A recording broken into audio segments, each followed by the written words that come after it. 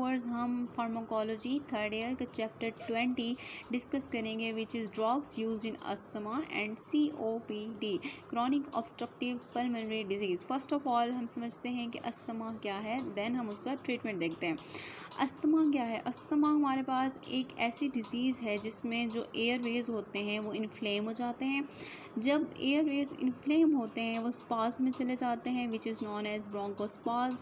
और क्या होता है, पेशेंट जो होता है प्रेजेंट कर रहा होता है विद शॉर्टनेस ऑफ ब्रेथ, क्योंकि जो एयरवेज़ हैं वो हमारे पास क्या हो रहे होते हैं, वो कंस्ट्रिक्ट हो रहे होते हैं, वो स्पास्मेटिक हो रहे होते हैं, वो इन्फ्लेम हो रहे होते हैं।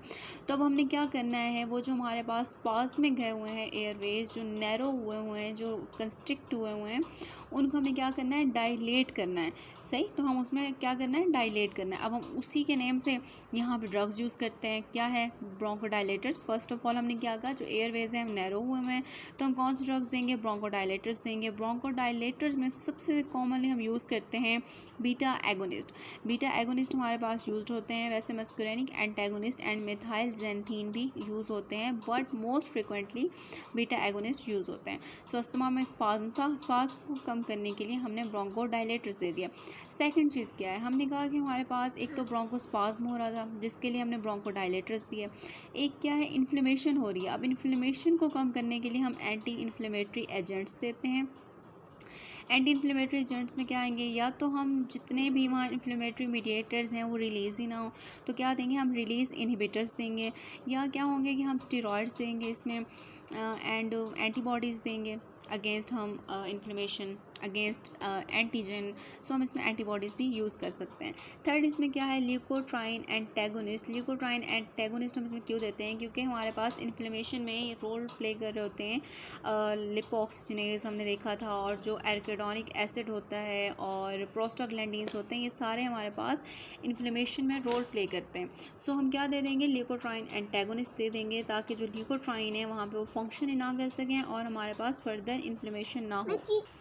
ओके, सो हमने क्या किया, ब्रोंकोस्पाज्म को कम करने के लिए ब्रोंकोडायलेटर्स दे दिए, और इन्फ्लेमेशन को कम करने के लिए एंटी इन्फ्लेमेटरी एजेंट्स दे दिए। फर्दर इन्फ्लेमेशन ना हो सो हमने उसके लिए ल्यूकोट्राइन एंटेगोनिस्ट दे दिया।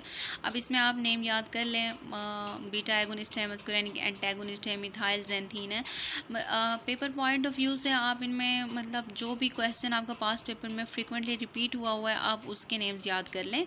उसके अलावा अपनी क्लिनिकल प्रैक्टिस के लिए आप सबसे जो ज़्यादा यूज़ होता है उसको आप रिमेंबर किया करें, ठीक है, वो आपको याद होना चाहिए, तो क्योंकि वहीं काम आता है।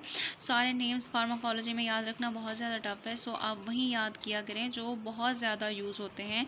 So paper point of view से आप वो नेम याद किया करें जो हमारे पास फ्रिक्वेंटली पास्ट पेपर में आए हुए होते हैं। थर्ड क्या है कि हमारे पास पहले तो हमने देखा कि अस्थमा में क्या यूज़ हो रहा है, अब हम देख रहे हैं COPD में क्या यूज़ हो रहा है। COPD में भी यही हो रहा होता है, कंस्ट्रिक्शन हो रही होती है, और एंटी इन्फ्लेमेटरी रिस्पॉन्स जो होता है वो हाइपर एक्टिव, मतलब इन्फ्लेमेटरी रिस्पॉन्स जो होता है वो एक्टिव हुआ होता है। सो उसके लिए हम एंटी इन्फ्लेमेटरी एजेंट्स देते हैं, एंटीजेंस देते हैं, क्योंकि एंटीबॉडीज़ जो होती हैं उन वो बन रही होती हैं। एंटीजन एंटीबॉडी जो का जो रिलेशन होता है, जो कैस्केड होता है, उसकी हाइपर एक्टिवेशन हो जाती है, सो हम एंटीबॉडीज़ भी देंगे। ये हमने देखा कि हमारे पास ड्रग्स जो यूज़ होती हैं अस्थमा में, उनका क्या, किस लिए देते हैं, क्या फंक्शन है, और जो COPD में देते हैं उनका क्या रोल है। यहाँ पर कुछ इंपॉर्टेंट टर्म्स दी गई हैं। ब्रोंकियल हाइपर एक्टिविटी वही है कि हमारे पास जो ब्रोंको कंस्ट्रिक्टर रिस्पॉन्स आ रहा होता है, इसमें IgE मीडिएटेड डिजीज़ मीन्स के एक्सेसिव हमारे पास इम्यून रिस्पॉन्स होता है, मास्ट सेल की डिग्रेनुलेशन हो रही होती है, और हमारे पास फॉस्फोडाइएस्ट्रेस का बताया हुआ है कि जो फैमिली ऑफ एंजाइम होती है ना, ये साइक्लिक न्यूक्लियोटाइड्स को डिग्रेड कर देते हैं, ठीक है, और उसको कन्वर्ट कर देते हैं, हमारे पास जो साइक्लिक AMP होता है उसको कन्वर्ट कर देते हैं AMP में, जो कि इनएक्टिव फॉर्म है। और हमारे पास इसमें आता है टैकीफाइलैक्सिस। इसमें क्या होता है, रिस्पॉन्सिवनेस जो होती है उसका लॉस हो जाता है टू अ स्टिमुलस। इसमें दो टर्म्स इंपॉर्टेंट है, एक ब्रोंकियल हाइपर एक्टिविटी, ठीक है, कि हमारे पास ब्रोंकियो कंस्ट्रिक्टर रिस्पॉन्स आ रहा है। सेकंड ये है कि हमारे पास IgE मीडिएटेड डिजीज़ होता है। सो ये दो पॉइंट्स इसमें आप याद कर लीजिएगा। इसके अलावा हमने अस्थमा को देख लिया, इसका एक ओवरव्यू ले लिया कि अस्थमा क्या है। फर्दर इसकी डिटेल करनी हो तो आप एक दफ़ा रीड कर लीजिएगा। ये एज सच पूरा हमारे पास जो है ना पैथोफिजियोलॉजी नहीं आती, क्योंकि ये पैथोलॉजी का क्वेश्चन है। फार्माकोलॉजी में जस्ट ड्रग्स का पूछा जाता है मोस्टली, या फिर उनकी कोई टॉक्सिसिटी पूछ ली जाती है, या ड्रग इंट्रैक्शन पूछ लिया जाता है, या मैकेनिज्म ऑफ एक्शन पूछ लिया जाता है। ये वही है कि अस्थमा थेरेपी में हमारे पास क्या क्या यूज़ होता है। ब्रोंकोस्पाज्म के लिए हमने देखा कि हम ब्रोंकोडायलेटर्स दे रहे हैं, इन्फ्लेमेशन के लिए हम एंटी इन्फ्लेमेटरी दे रहे हैं, और इसके अलावा हम नेज़ल ऑक्सीजन जो होता है ना वो बेसिक थेरेपी होती है एक्यूट ब्रोंकोस्पाज्म में, ठीक है, हम नेबुलाइज़र की हेल्प से जो दे रहे होते हैं। एंड इसके बाद हमारे पास आ जाता है बीटा एडिनो रिसेप्टर एगोनिस्ट। इनका क्या मैकेनिज्म ऑफ एक्शन होता है कि ये हमारे पास स्टिमुलेट करते हैं एडिनाइल साइक्लेज को, ठीक है। एडिनाइल साइक्लेज का क्या फंक्शन होता है, एडिनाइल साइक्लेज हमारे पास इंक्रीज़ करता है साइक्लिक एएमपी को, ठीक है। अब साइक्लिक एएमपी का क्या फंक्शन होता है, जो हमारे पास साइक्लिक एएमपी होता है ना वो सेकंड उसे मैसेंजर भी कहते हैं, और ये हमारे पास रिलैक्सेशन कराता है स्मूथ मसल्स की, ठीक है। तो हमारे पास जो बीटा एगोनिस्ट था उनका क्या फंक्शन था कि वो हमारे पास जो है एडिनाइल साइक्लेज को स्टिमुलेट कर रहे थे। एडिनाइल साइक्लेज जो था वो सीएमपी को इंक्रीज़ कर रहा था। सीएमपी क्या कर रहे थे, स्मूथ मसल्स की रिलैक्सेशन कर रहे थे, क्योंकि हमने पहले क्या डिस्कस किया कि अस्थमा में हमारे पास मसल्स जो होते हैं वो कंस्ट्रिक्ट हो जाते हैं, स्पास में चले जाते हैं। और क्लिनिकल यूज़ हमने इसका डिस्कस कर लिया। और जो हमारे पास सिम्पैथोमाइमेटिक्स होते हैं, इनका क्या होता है साइड इफ़ेक्ट या टॉक्सिटी क्या होती है, स्केलेटल मसल के ट्रिमर्स भी कर सकते हैं और टैकिकार्डिया भी कर सकते हैं अगर हम इनहेल कर रहे हैं। हम ब्रोंकोडायलेटर्स ही डिस्कस कर रहे हैं। सो उसमें हमारे पास नेक्स्ट आता है methyl xanthine. Methyl xanthine acute और क्रॉनिक कंडीशन दोनों में यूज़ होता है। अब इसकी जो हम सबसे कॉमनली दो फॉर्म्स हैं यूज़ करते हैं, एक तो ये है कि इसमें हमारे पास मिथाइल ज़ैंथीन में कैफ़ीन आता है, कैफ़ीन जो कि कॉफ़ी में बहुत ज़्यादा होता है, टी में भी होता है, और थायोफिलिन आता है। थायोफिलिन हमारे पास टी में होता है, बट सबसे ज़्यादा थायोफिलिन हम कफ़ सिरप में यूज़ करते हैं। तो ये जो होता है हम अस्थमा के पेशेंट में भी देते हैं, कफ़ सिरप की फॉर्म में भी होता है, और इसके अलावा इसको हम इन्हेलर के तौर पे भी पेशेंट को देते हैं। अब ये जो थायोफाइलिन है इसका फंक्शन क्या है, थायोफाइलिन हमारे पास ब्रोंको डायलेटर है, ठीक है। और इसका हमारे पास क्या होता है, स्ट्रेंथ जो होती है ना, कंट्रैक्शन ऑफ जो हमारे पास डायफ्राम की कंट्रैक्शन की स्ट्रेंथ होती है उसको ये हमारे पास इंक्रीज़ कर देता है। और इसकी टॉक्सिटी हमारे पास वैसी है जैसे बाकी ड्रग्स में आ रही होती है। मोस्टली फार्माकोलॉजी में ड्रग्स की एक तो ये है कि नौसिया, वोमिटिंग हो रही है, हेडेक हो रही है, कन्फ्यूजन हो रही है, विजन प्रॉब्लम्स आ रहे हैं अगर लॉन्ग टर्म यूज़ कर रहे हैं, या फिर हम सडनली जो है ना मेडिकेशन को छोड़ रहे हैं तो विदड्रॉल इफेक्ट्स आएंगे। और कुछ ड्रग्स जो होती हैं उनके कोई स्पेसिफिक इफेक्ट्स होते हैं, वरना सबके ऑलमोस्ट सेम ही होते हैं। जैसे कि मैंने कहा कि नौसिया, वोमिटिंग, सो इसमें भी यही आ रहा है, गैस्ट्रो इंटेस्टाइनल डिस्ट्रेस। सो आप वहीं याद किया करें जो आपके पास पेपर में रिपीटेड होते हैं for paper and for clinical preparation. आप क्या जो इम्पॉर्टेंट होता है आपकी प्रैक्टिस में जो सबसे ज़्यादा यूज़ होते हैं आप अपने क्लिनिक के लिए वो याद किया करें, और पेशेंट्स के लिए भी वही याद किया करें जो सबसे सेफ़ होते हैं और सबसे ज़्यादा यूज़ किए जाते हैं।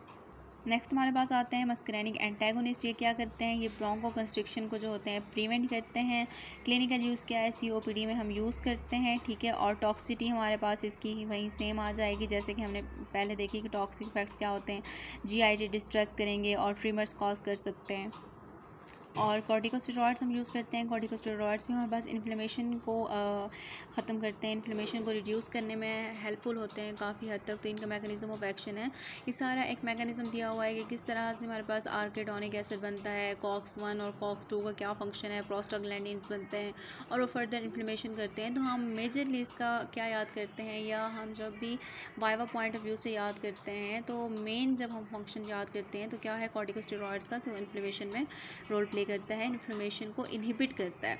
क्लिनिकल यूज़ वहीं कि हमारे पास इन्फ्लेमेशन को ये ख़त्म कर रहा होता है। क्लिनिकल यूज़ में जो ग्लूकोकॉर्टिकॉइड्स होते हैं ना वो हम चिल्ड्रंस को देते हैं, बहुत अप्रोप्रिएट होते हैं चिल्ड्रंस को देने के लिए, ठीक है।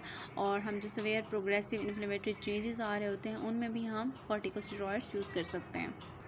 और अगर हम साइड इफ़ेक्ट को देखें तो हमारे पास अगर फ्रीक्वेंट एडमिनिस्ट्रेशन है ग्लूकोकॉर्टिकॉइड्स की तो एड्रेनल सप्रेशन करवा सकती है। इसके अलावा हमारे पास कैंडिडियासिस भी करवा सकती है। उसके बाद आता है ल्यूकोट्राइन एंटागोनिस्ट। ल्यूकोट्राइन एंटागोनिस्ट हमारे पास क्या होते हैं, ये भी इन्फ्लेमेशन को रोकने के लिए होते हैं। ये एक प्रिवेंटिव थेरेपी है, ये लाइपोऑक्सीजनेज जो हमारे पास इन्फ्लेमेशन में रोल प्ले कर रहा होता है। इसके अलावा जो ल्यूकोट्राइन रिसेप्टर होते हैं तो उन सबको हम ब्लॉक करने के लिए ल्यूकोट्राइन एंटागोनिस्ट देते हैं, ल्यूकोट्राइन रिसेप्टर ब्लॉकर्स दे देंगे। और जो हमारे पास लिपोऑक्सीजनेज जो इन्फ्लेमेशन करा रहा होता है उसको हम इनहिबिट कर देंगे। सो उसके इनहिबिटर और उसके हम ब्लॉकर्स इसमें दे देते हैं। सो यहाँ पे मेंशन भी है कि इनका मैकेनिज्म ऑफ एक्शन क्या होता है कि डिक्रीज़ करते हैं रिलीज ऑफ मीडिएटर को, हिस्टामिन है और ल्यूकोट्राइन है। क्योंकि हम ल्यूकोट्राइन एंटागोनिस्ट यूज़ कर रहे हैं तो हम उनके इनहिबिटर्स को यूज़ करते हैं ताकि मीडिएटर्स जो है वो रिलीज़ ही ना हो सकें। हम मीडिएटर्स के लिए इनहिबिटर्स को यूज़ करते हैं। अब क्लिनिकल यूज़ और टॉक्सिसिटी क्या होती है। यूज़ हमने देखा कि हमारे पास अस्थमा में हो रहे थे। इसके अलावा टॉक्सिसिटी यही होता है कि एयरवेज़ की अगर आप बहुत टाइम के लिए यूज़ करते हैं तो एयरवेज़ की इरिटेशन भी कर सकता है और हमारे पास कफ भी करा सकता है। एंड लास्ट हमारे पास क्या आ जाता है, एंटी IgE एंटीबॉडीज़, ठीक है, जो कि हमने कहा था हाइपर एक्टिव हो रहा होता है हमारा इम्यून सिस्टम, जिसकी वजह से इन्फ्लेमेशन हो रही होती है, तो उसको हम सप्रेस करने के लिए भी IgE antibodies, anti IgE antibodies use करते हैं। और लास्ट इसमें ये पॉइंट है कि जो हमारे पास COPD होते हैं पेशेंट्स, वो हमारे पास ब्रोंकोडायलेटर्स को बहुत अच्छे से रिस्पॉन्स करते हैं। तो इस चैप्टर में हमने सारा ओवरव्यू लिया है, हमने डिटेल में नहीं किया क्योंकि डिटेल में फार्माकोलॉजी को हम नहीं कर सकते, वो याद नहीं रहती। हम इसके जस्ट इंपॉर्टेंट पॉइंट्स हाईलाइट करते हैं और उसे अपनी क्लिनिकल प्रैक्टिस के लिए और अपने पेपर पॉइंट ऑफ व्यू के लिए, वाइवा पॉइंट ऑफ व्यू के लिए याद करते हैं। इसके अलावा जो पास पेपर के क्वेश्चंस होते हैं और जो इम्पॉर्टेंट होते हैं, रिपीटेड होते हैं, वो हम प्रिपेयर कर लेते हैं। अगर उनको फुल भी करना पड़ेगा, टॉक्सिसिटी भी आए, क्लिनिकल यूज़ भी आए, मैकेनिज्म ऑफ एक्शन भी आए, वैसे हम पूरे चैप्टर को जस्ट रीड करते हैं, इंपॉर्टेंट पॉइंट्स हाईलाइट करते हैं और उनको अच्छे तरीके से याद कर लेते हैं ताकि हमारी क्लिनिकल प्रैक्टिस स्ट्रॉन्ग हो सके। So this is all about chapter 20।